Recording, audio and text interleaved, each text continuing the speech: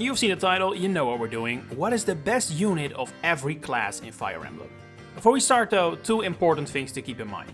First of all, I'm gonna be looking at the core group of classes that appear often enough to actually make picking one unit from across the entire series worthwhile.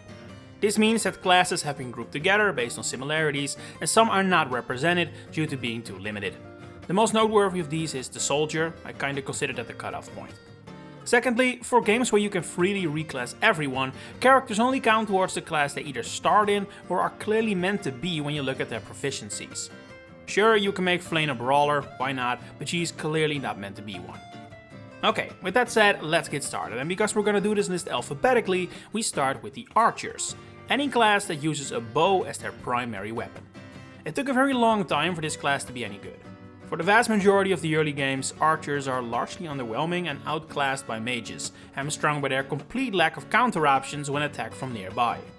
As such, we definitely need to look at the more recent games in the franchise, with I would say the best archers coming from the most recent free games. Engage, Free Houses and Shadows of Valentia. Now is probably also a good time to mention that I won't be considering characters with unique classes for these general cases. They will have their own category combined with lords later, meaning that for example Claude is not eligible. And so, looking purely at power and who has the best kit, the winner is then probably Bernadetta from Free Houses. Archers in general are pretty strong in this game, among the best they've ever been, due to very strong and handy skills that can turn Bernadetta into a bit of a noob type unit, which is a category archers have rarely managed to fall in, but Bernie definitely manages. However, despite her kit itself being pretty much unrivaled, I do think she has a worthy competitor, and that is Leon from Shadows of Valentia. He becomes an absolute monster with the killer bow, and what especially speaks in his favor are the circumstances of his game. Bernadetta's availability is shaky, obviously. If you don't play Crimson Flower, you have to recruit her yourself, whereas Leon is guaranteed and due to Valentia's low unit number is basically unbenchable. Not that you would ever want to bench him, because while I wouldn't say archers are at their absolute best in this game, they have never before or since been this necessary. Due to Shadows of Valentia's dubious level design, being able to hit from the ridiculous ranges archers can manage in this game is of the utmost importance. And then it really helps to have a really good one on your side, like Leon, even if on paper he is not at the same caliber as Bernie. But I am still gonna pick him. Sure, Bernie is fantastic, but she's not essential. The gap between her and say Shamir is present, but it's not massive. Playing Shadows of Valentia without Leon is something I would never ever want to do. He's as essential to beating this game as Alma Celica, it's that bad, and for that reason I have to say that within the confines and context of Shadows of Valentia, this version of Leon is the best an archer has ever been. It's a bit of semantics, how you define it, so Bernie is also a viable answer, but I'm going Leon. Because I have not named any of these class collections anything starting with a B, we continue on to the C, where we find the Cavaliers, the paladins, the horseback units with either lances or very rarely axes. Not counting unique classes, this is easily the best class across the history of the series, although flyers are creeping up in recent years. But as such, we have an absolute all-star lineup of candidates here. Basically, if you are not one of the best units in the entire series, you cannot win this class. And so we come to names like Titania, Frederick, Marcus, and our winner, it shouldn't be a surprise, Seth from the Sacred Stones. All these characters are Yagans that refuse to fall off, which is then basically the best a character can be, because then they're available super early, are undefeatable from the beginning, yet still good when the credits roll. And Seth is king of all of them. Sure, does it help that the Sacred Stones is a little easier than the average Fire Emblem game?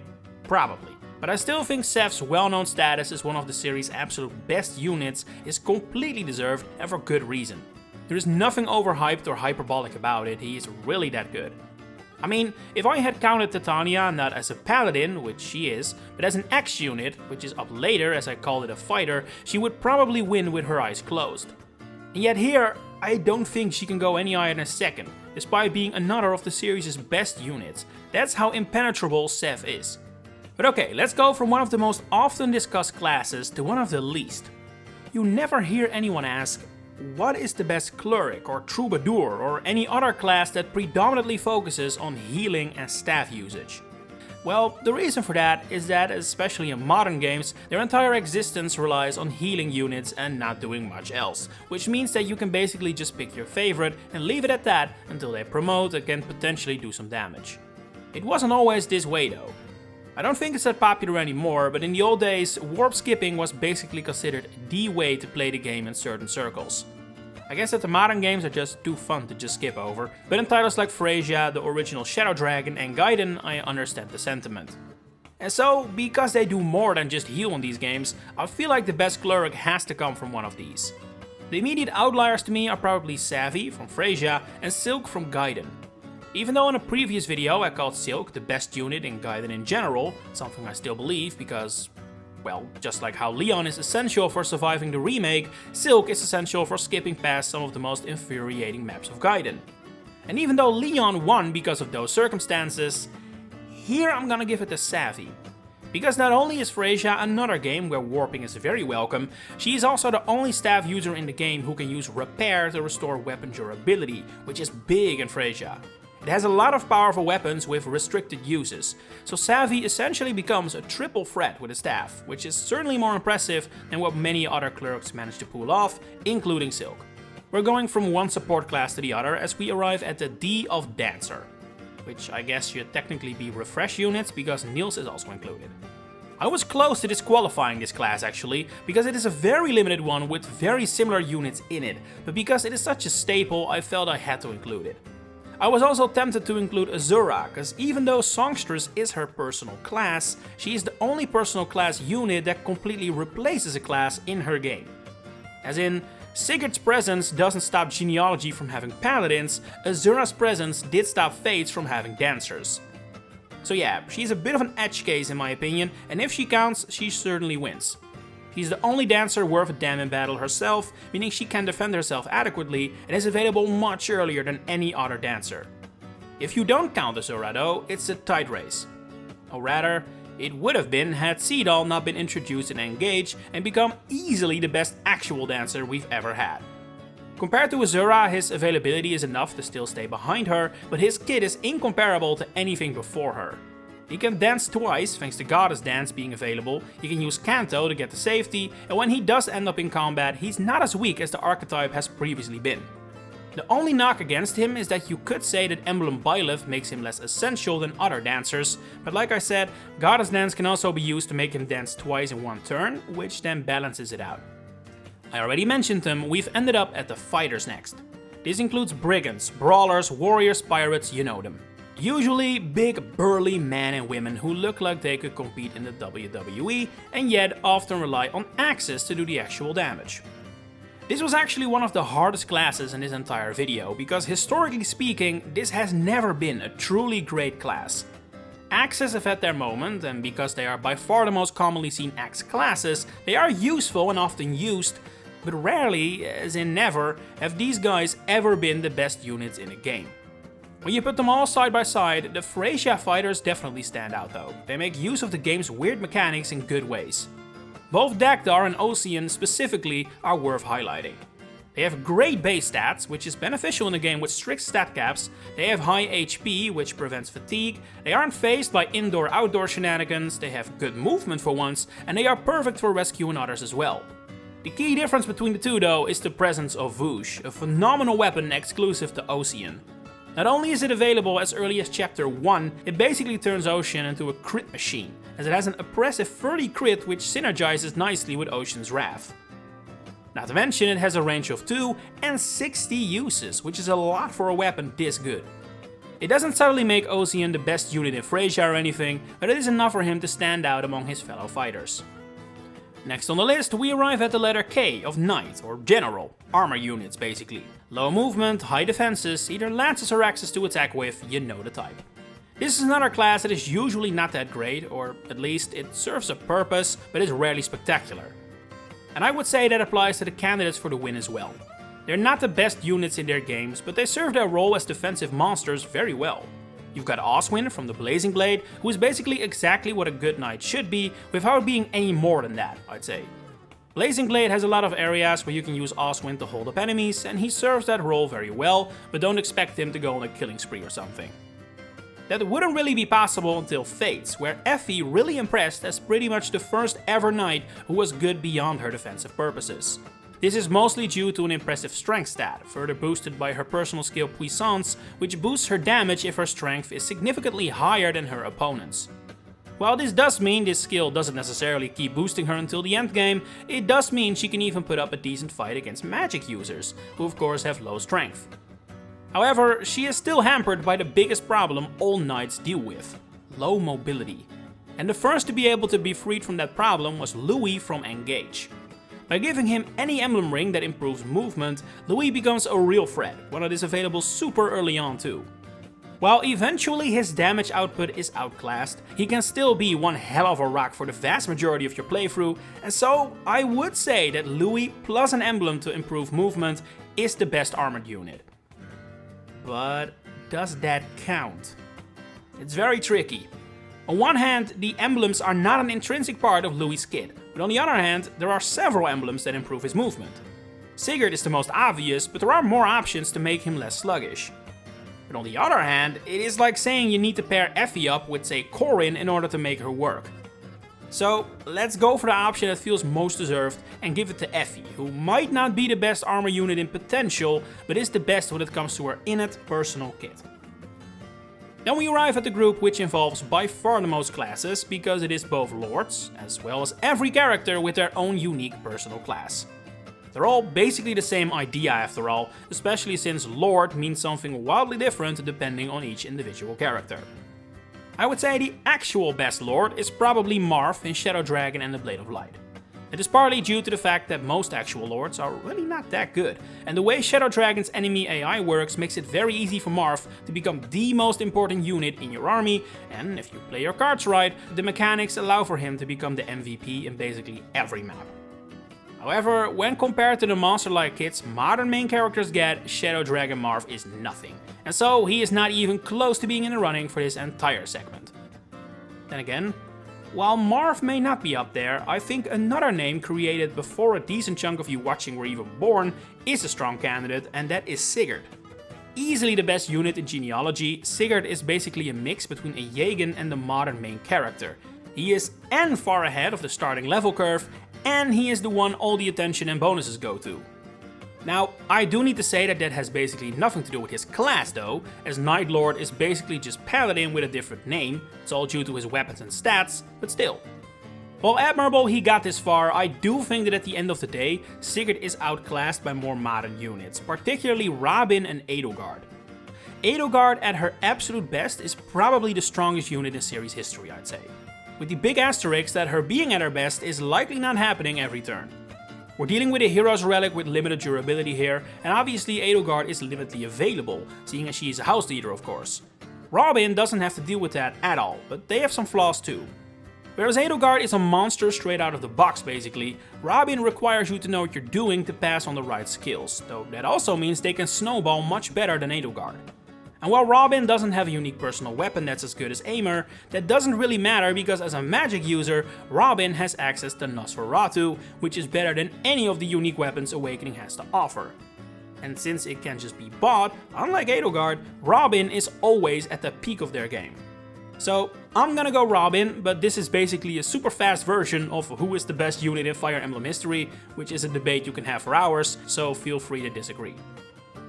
And speaking of Nosferatus and magic users, next up are the mages. I was originally thinking of splitting this up between magic types, but recent games have muddied the water so much I think it's best and more interesting to put them all on one pile. And while I did just say that magic is ridiculously strong in Awakening, I don't think the mages in this game actually have a real shot at winning. They're good, but they're outclassed by Robin, which doesn't apply to the two names I've narrowed it down to. The first is Set from Freyja, who is largely here because the Tome for Seti is easily the best weapon in the game, and it is his to use only. Take this away and he drops significantly down the list, but I don't see why we would have to take it away, it is part of his kit. However, I still don't think it's enough to defeat the Queen of Magic, Lysithea. Lysithea is really the only non-main character in Three Houses who can really run with the house leaders, to the point I would say you can make the argument she's actually the best unit in the Golden Deer, not Claude. Sure, her defenses aren't great, she's not some all-around threat like the house leaders are, but her ridiculous magic and speed and phenomenal spell list make her the definition of a nuke, something mages have always been good at being, but Lascivia does it better than all of them. She even has Warp, which we talked about earlier being the selling point for Clerics, and she just gets it on top of her already impressive kit. Like, if she had had one of Warp and Dark Spikes, she probably would have already been Free Houses' best mage, at least in the base game, but having both makes her the easy winner of this class for me. Now we move on to another bit of a grab bag group, because I decided to throw every transforming unit on one pile, meaning Manaketes, Lagoose and other beast units must fight for the same crown. That doesn't exactly make things easier though, because these units have never really been sublime. Their availability is usually really poor, and their power doesn't necessarily weigh up to the hype their transformations can have.